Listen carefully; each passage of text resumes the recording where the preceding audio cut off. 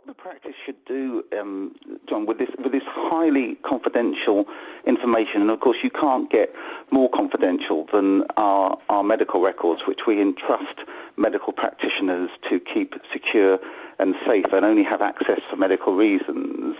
What the practice should have done is had in place proper procedures for supervision of staff, and most medical records these days are computerized, so they should have had computer systems in place that only allowed access to people's medical records for proper bona fide medical reasons, and manifestly that's what this practice didn't do. Well, but it showed up, didn't it? That's the point. It showed up. They did identify that he'd been accessing these records when he didn't need to, and on more than one occasion, but on many occasions. So surely, doesn't that mean that the systems were working? No, absolutely not. I mean, Stephen Tennyson accessed medical records unlawfully in close to 2,000 occasions, spanning a 14-month period, and it only came to light when someone was looking into his own personal computer area and sought for an entirely different reason, and happened to chance upon the fact that he had been accessing records that particular day. But for that chance occurrence, he would have continued to access records unlawfully in this way, and it's really not good enough in the 21st century for a practice not to have procedures in place, fairly straightforward procedures, passwords and the like, that would have kept Claire and all the other women's records secure. Yeah.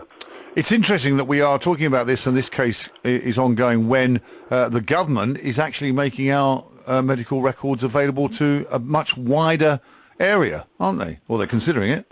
Well, what I think the government are trying to do, and again it would be based on consent, but what the government are trying to do is make it easier, I think, for different medical practitioners to access people's records across different platforms, so that if someone turns up in accident and emergency and may be unconscious, for example, the doctors there could access their GP records. Well, that's one thing, but the other point is that they will actually make them available to people doing research. So it's not just for medical, between different medical outlets. It's actually being possibly sold to companies to use for research.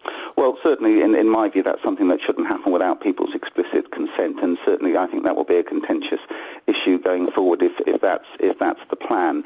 But really, it's quite ironic in this case because, as I say, most GP records these days are held in a computerized form, and if they weren't, if they were in the old paper form, then they probably would have been more secure, because if Mr. Tennyson had been coming in and out of an area where medical records are kept, he would have been very conspicuous.